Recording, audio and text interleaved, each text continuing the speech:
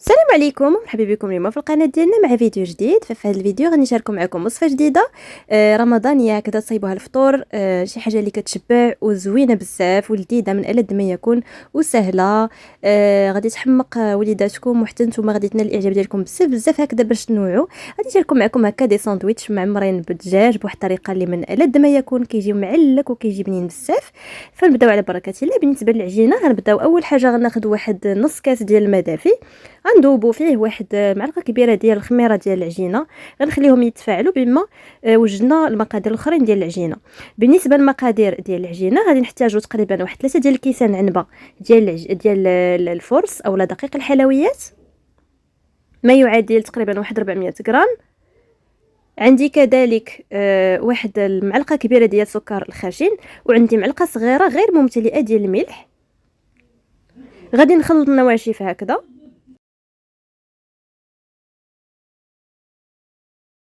فمن بعد ما خلطنا هذوك النواشف غادي نزيدوا هذاك الماء اللي ذوبنا فيه، اللي خلينا فيه الخميره يعني هكذا تختمر.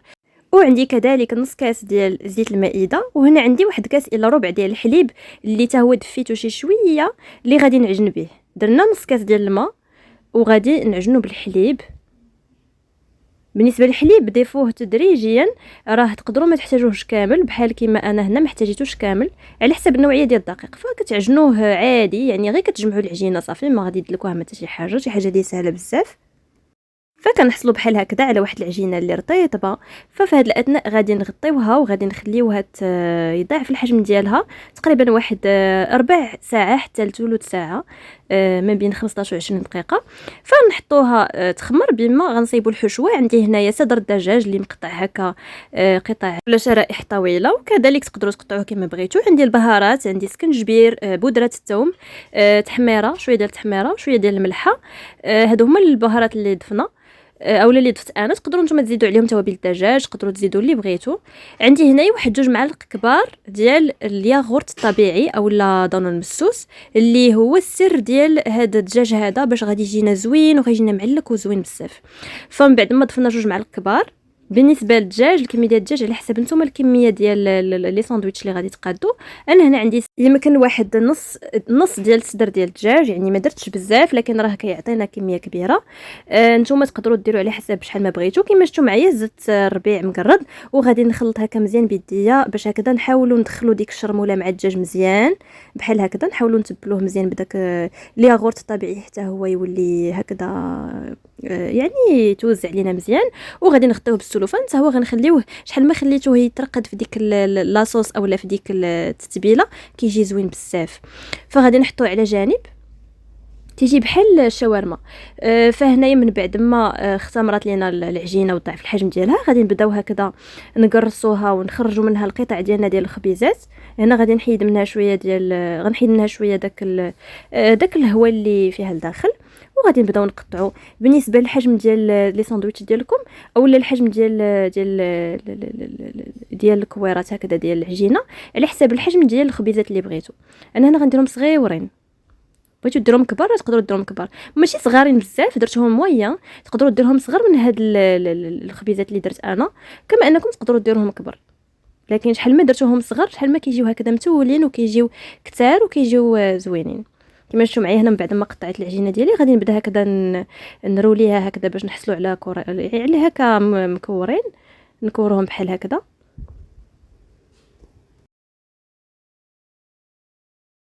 بهذه الطريقه هذه كما شفتوا معايا راني درت شويه ديال الدقيق هكا من التحت ومن الفوق.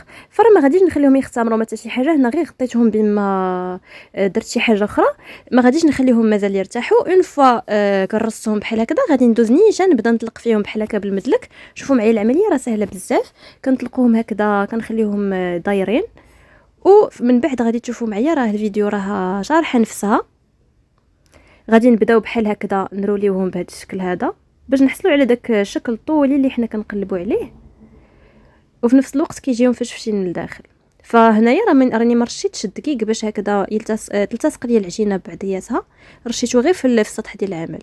فكنبداو نقرصوا في العجينه هكذا باش تسد لينا، ودوك الجنيبات كنحاولوا اننا نمونطيهم مزيان صافي وكنقلبوها هكذا. بعد ما كنقلبوها هكذا كنضغطوا عليها شويه باش تاخذ الحجم ديال هكذا بحال قلتو باكيطات صغيورين. غنعاود معكم العمليه باش تشوفوا.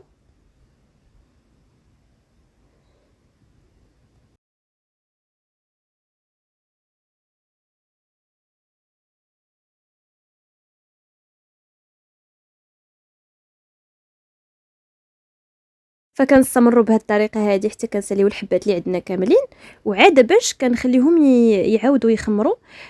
من بعد ما كنقادوهم بحال هكذا كنغطيوهم كنحطوهم في شي بلاطو، كنغطيوهم بشي سيرفيات ولا بشي زيف ديال الخبز صافي، وكنخليهم حتى كيخمروا. بالنسبه لهاد لاصوص غنشاركها معكم. غنحتاجوا فيها واحد الكاس عنبه ديال الحليب، غنحطوهم في كاسرونه، معلقه كبيره ديال النشا ممسوحه، عندي قبيصه ديال البزار، قبيصه ديال الملحه. غادي نخلطوا في البارد، باقي ما شعلتش البوطه دابا، غادي نخلطوا في البارد حتى كنحاولوا اننا نذوبوا ديك النشا مع الحليب مزيان عاد باش كنشعلوا البوطه. وكنبقاو نخلطوا مع التحريك المستمر حتى كتبان لينا بدات كتغلي شي شويه وبدات كتعقد. كنزيدوا واحد المعلقه صغيره ممتلئه ديال الزبده. اون فوا كندوبوا الزبده كناخذ واحد 5 ديال القطع ديال هذا الفرماج هذا ديال الشيدار ديال لي ساندويتش هذاك المربع، لكن ضروري يكون من نوعيه شيدار بحكم انه هو اللي تيكون فيه المذاق ديال الفرماج. ما ديروش داك الابيض، راه ما فيه حتى شي زعما ما هكا ما غاديش يعطيكم داك لا كولور اللي بغينا، ما غاديش يعطيكم كذلك المذاق ديال الفرماج احمر. كما انكم تقدروا تعوضوا بالفرماج احمر هكذا محكوك. فكما شفتوا معايا هنا ضروري كتبقاو تخلطوا مع التحريك المستمر. هنا راه البوطه باقا شاعله على نار متوسطه، كنبقاو نحركوا ضروري حتى كتذوب داك الشيدار وصافي وكنطفيو عليه. غادي ندوزو دابا نطيبوا داك الدجاج اللي شاركنا معكم قبيله، خليناه تيشرب ديك التتبيله. فغادي نقطعوا واحد تقريبا واحد 2 بصلات هكذا يعني هكذا قطع صغيره شلضناهم مع الثومه. غادي نخليهم يعني نصوطيهم هكذا فوق البوطه حتى تدبل لينا هاد البصله هذه بحال هذا الشكل هذا. وغادي نزيدوا داك الدجاج اللي تبلنا معكم وخليناه شويه يترقد في ديك التتبيله، كيجي بنين بزاف بزاف. ماشي ضروري تخليوه بزاف، لكن شحال ما خليتوه شحال ما مزيان. كما شفتوا معايا انا هنا خليته غير واحد ساعه ما كاملاش بحال هكاك. صافي تنطيبوه بهذا الشكل هذا، راه كتجي رائعه. الدجاج كيجي فيه واحد المذاق اللي زوين بزاف. صافي تنخليوه هكذا كيطيب على نار مهيله، ما تجهدوش عليه بزاف، خليوه يطيب على خاطرو. تقدروا تزيدوا مازال شويه د الملح بحكم ان البصله ما فيهاش الملحه. انا زدت الملحه وقيلا ما صورتهاش لكم، وكذلك غادي نزيد الربيع واخا درناه ديجا في الدجاج، لكن غنزيدو هكذا باش هكذا نزيدو فيه. فكما شفتوا معايا صافي غادي نخليوه يطيب على جانب. فغادي ندوز دابا من بعد ما اختمروا الخبيزات اللي شاركنا معكم. خديت واحد اللاطال دهنتها بالزبده ودرت عليها ورق الطبخ. تقدروا ما تستعملوش ورق الطبخ، انا هنايا كنفضل نستعملو، ضروري يكون من النوعيه الجيده، راكم عارفين فيه حتى هو انواع. هذا اللي شفتوا معايا هذا اللون هو اللي كنثق فيه، ما تيلصقش ليا، لكن الابيض راه ماشي ديما تيكون مزيان. فكما شفتوا معايا هنا غادي نوضعوا الخبيزات ديالنا بشويه باش هكذا من خسروهمش. كذلك الفران غنطيبهم في الفران ديال الضو اللي شعلت عليه من التحت فقط حتى ينتفخوا، تيبانوا ليا ينتفخوا عاد باش غنشعل عليهم من الفوق باش هكذا يتحمروا من الفوق. كما شفتوا معايا هنا غادي ندهنهم بالحليب فقط. انا هنا غندهنهم غير بالحليب اللي هكذا. تقدروا تزيدوا عليه شويه ديال لاصوص الصوجا، انا هنا ما درتهاش. غادي نخدم غير بالحليب. فكما شفتوا معايا كنبداو هكذا ندهنوا بشويه باش ما نفشوهمش بشي شيته بحال هكذا. صافي من بعد ما دهناهم غادي نوضعوهم في الفران كما قلت لكم، شعلوا عليه غير من التحت بما بانوا لكم منتفخوا، وشعلوا عليهم من الفوق. هنا الحشوه من بعد ما طابت غنضيفوا عليها نشعلوا عليها العافيه ضروري، وغادي نضيفوا عليها هذيك لاصوص اللي شفتوا معايا هنا راه زادت شدات في راسها، زادت تعقدت بحكم انني طفيت عليها.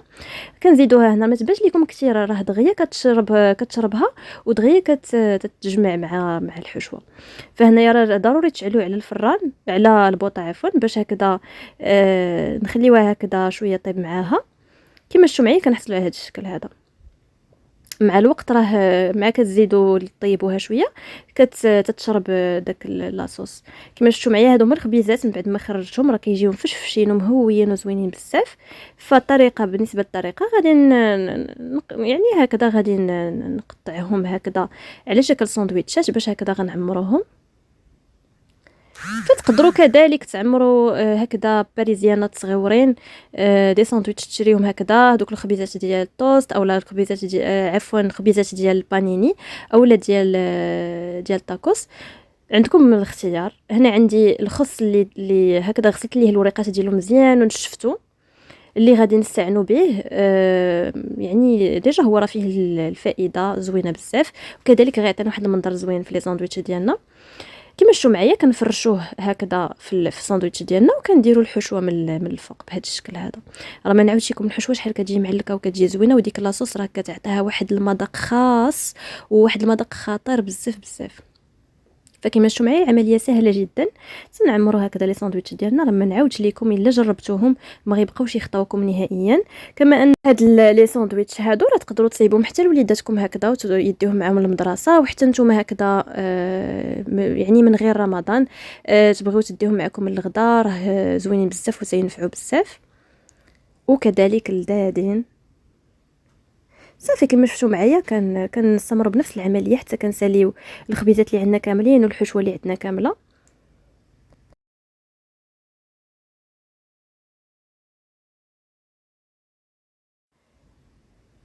فكما شفتوا معايا راه كتعطينا حبات كثارين تبارك الله. وكما شفتوا معايا راه العجينه ما احتاجناش فيها بزاف ديال المكونات. فشوفوا معايا هذا المنظر هذا كيجيو كيشهيو كيجيو انيقين وواحد المنظر اللي راقي بزاف بزاف. كنتمنى ان الفيديو ديال اليوم تكون نالت الاعجاب ديالكم وتكون خفيفه على قلوبكم وتكونوا استفدتوا معنا. كنتمنى انكم تجربوهم في البيوت ديالكم وتردوا عليا في لي كومونتير، انا متاكده غادي تحمقوا عليهم. ما تبخلوش علينا بلي لايك الا عجبتكم الفيديو، وكذلك شجعونا بلي كومونتير ديالكم، راه كتحفزونا باش نزيدوا نبارطاجيو معكم وصفات اخرين وبارطاجيو مع الناس اللي عزازين عليكم. وهكذا كنقول لكم الفيديو ديالنا ديال اليوم سالات، نتلاقاو ان شاء الله مع فيديو جديد.